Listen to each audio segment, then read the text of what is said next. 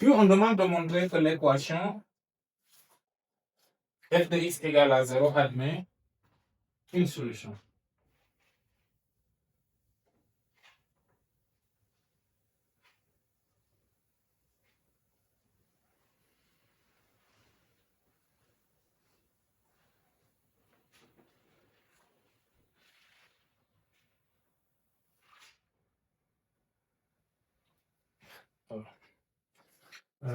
B, C. Alors, l'équation f de x admet. Donc, on va restreindre f sur l'intervalle moins 3, 2. On a f restreint à l'intervalle moins 3, moins 2. Il sera défini de moins 3, moins 2 en valeur dans R qui a x associe f de x. Mais comme ça, cet intervalle-là est inclus dans l'intervalle moins l'infini 0. Alors l'expression de f sur cet intervalle, c'est ça. Donc c'est x plus 2 plus ln2, 2 moins exponentielle de 2 moins exponentielle de x. Alors, comme f est continu sur cet intervalle-là, en particulier, f aussi est continu ici. Comme f est continu,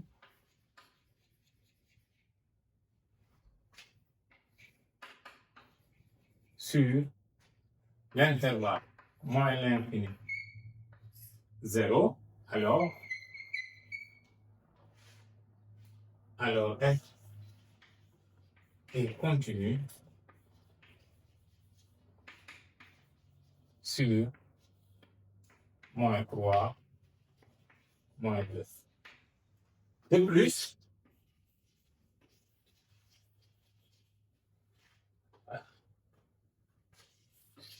f de moins 3 multiplié par f de moins 2, c'est égal à, alors, moins 3 plus 2, ça fait moins 1,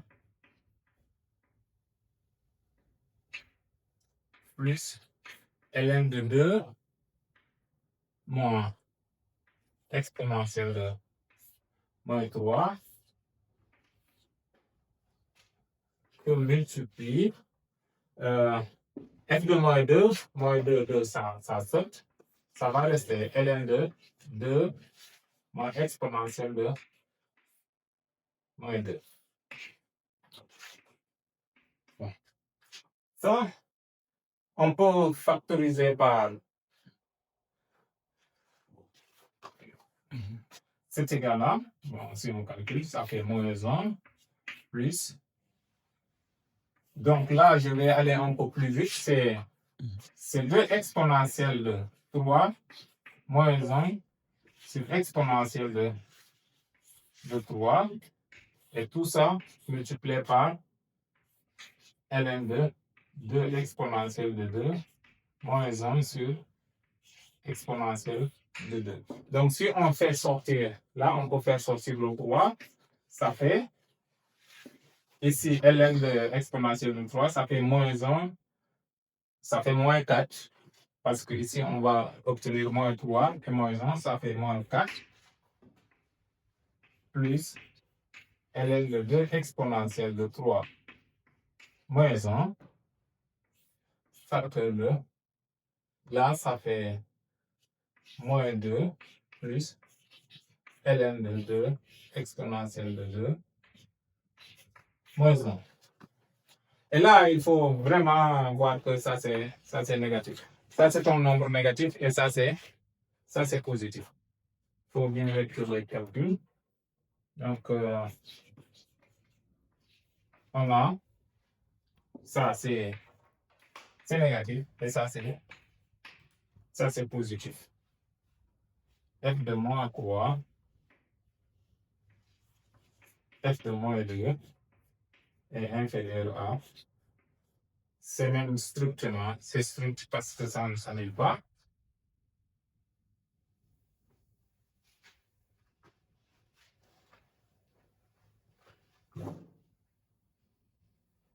Donc, d'après le théorème des valeurs intermédiaires, d'après le théorème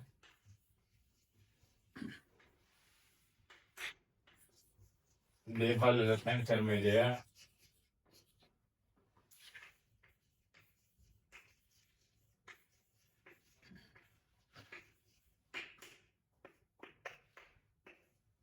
il existe un lambda appartenant à moins 3, moins 2, tel que f de lambda égale à 0. Car ici, on ouvre les intervalles car f de moins 3 est différent de 0 et f de moins 2 aussi est anonyme. Donc, lambda est strictement compris entre moins 3 et moins 2. Alors, ici, on demande de déduire une valeur approchée de lambda. On a deux possibilités, soit utiliser la dichotomie ou bien faire le balayage. Et on va à 10 puissance moins 1 près. 10 puissance moins 1 près, c'est 0,1. Donc, nous, l'approche qu'on va faire ici, c'est le balayage. Donc, on va faire le balayage. Et pour cela, on va donner un tableau qu'on a calculé. Alors, on a le tableau suivant.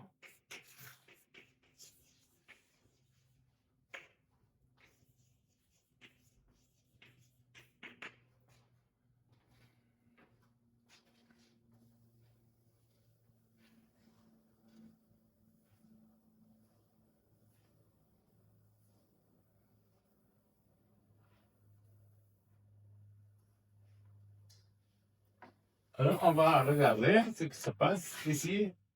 Donc, on va regarder la valeur de x et on regarde la valeur approchée.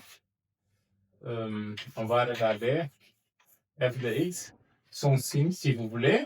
On regarde son signe qui nous permet d'avancer. Donc, on regarde les valeurs de x et on prend quelques valeurs. On commence par moins 3. Après, donc c'est 10 puissance. 10 puissance moins 1, c'est 0,1. Après, on diminue 0,1, ça fait moins 2,9, etc. Alors, comment je fais? Oui, je peux faire comme ça. Et après, on regarde le signe. Donc, le tableau qu'on a dressé, c'est avec les valeurs qu'on a calculées. Pour moins 3, on a moins 0,33. Donc, ça, c'est la valeur de f. Donc, ici, on a moins 0,33. Donc, ça reste négatif. Donc, on diminue. On fait moins 0,1. On a moins 0,4. Moins 0,24. 0,24. Qui reste négatif. On diminue encore. Ça fait moins 2,8. À chaque fois, on fait moins 0,1. La valeur qu'on a calculée, c'est moins 0,14. Moins 0,14 qui reste négatif. On prend moins 2,7. Alors, on calcule, on trouve moins 0,05 qui reste négatif. On diminue encore, ça fait moins 2,6. On obtient 0,005 qui est positif. Alors là, on peut conclure que la solution est entre moins 0,7 et moins 0,6. Mais comme on veut prendre une valeur approchée, on peut prendre les deux là, c'est la même chose. Donc, on peut prendre lambda égale à, d'accord. Donc, lambda égale à moins 2,7 est une valeur approchée.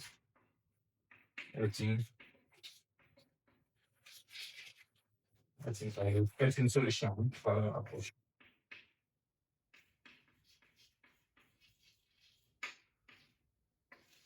Alors, discutons.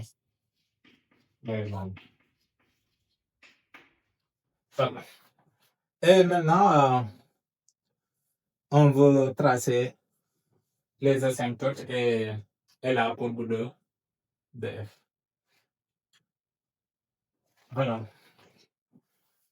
Là, le 7, c'est 2 cm, mais on ne va pas respecter les selles. D'accord? On va faire un peu. Là, je vais faire là. Donc,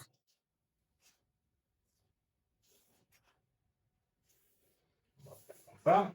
faire comme ça. Là, c'est orienté X. Donc, on a l'axe orienté comme ça. Donc, il y a des valeurs qui sont remarquables qu'on va placer. Donc, il y a le point 0. On va utiliser un peu la couleur. Donc, il y a le point 0 qui est important pour la courbe. Et là, c'est la valeur de 2. Parce qu'en fait, la limite à gauche en 0 de f, c'est 2. Donc, la valeur de 2, c'est important. En fait, on voit que f n'est pas défini en 1. Donc, ici, il y a E qui est important.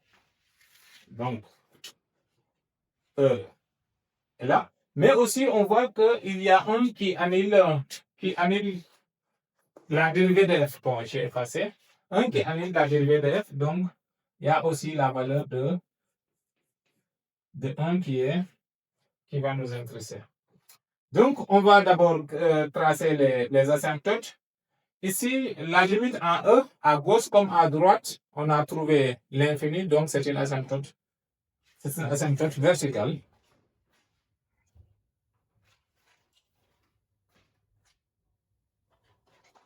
Donc, on a une asymptote verticale ici. On va